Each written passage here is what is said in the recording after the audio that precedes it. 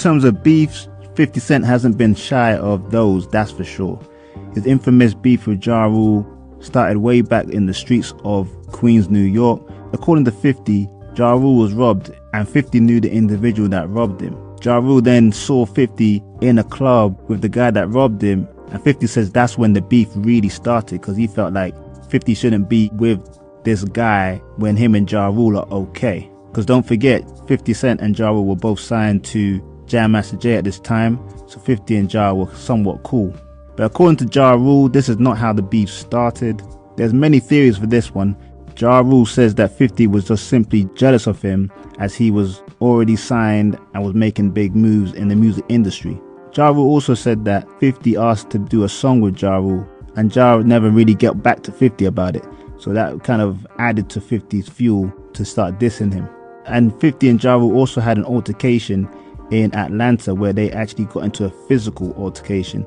It's not clear who actually was the winner in that actual fight though. And there's another theory that 50 was somewhat a big drug dealer in Queens, wasn't happy that Supreme Team leader Kenneth McGriff was supporting Ja Rule instead of supporting 50. 50 felt like he's the one in the streets being gangster, while Preem was supporting Ja Rule, who really wasn't seen as a street guy. That beef ended up going into diss songs, 50 dissing Ja Rule and his crew Murder Inc., and then Ja Rule and his crew dissing 50 as well. It even ended up in another altercation in the Hit Factory where 50 needed a couple stitches. The beef got commercial when 50 signed to Dr. Dre and Eminem, where he released the song Back Down, which was a scathing diss to Ja Rule. By this point, 50's momentum and the G Unit was too much for Ja. With the flurry of disses, Eminem joined Busta Rhymes. Ja Rule's career ended up a bit suffering and he went basically into hip-hop obscurity. To this day, that beef continues with 50 jabbing and Ja responding on social media. In 2005, 50 laid aim at Jadakiss and Fat Joe for literally featuring on Ja Rule's song New York. 50 ended up dissing them on Piggy Bank on his second album Massacre, and these songs were exchanged as with Jadakiss coming on top when the Locks were dissing the whole of 50 Cent and G Unit.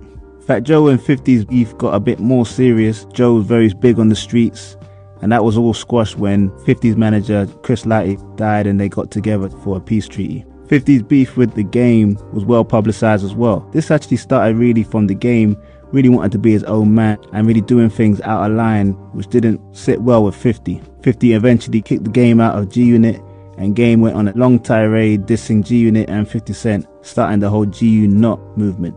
The other main beef that 50 had, but that one all went into the legal route, 50 losing a lawsuit to Rick Ross. Other foes of 50 involves Jay-Z in his early days. He's always digging at Diddy, Shine, Cameron, even Nas.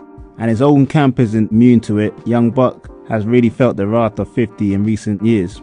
Even Yayo fell out with 50 at one point.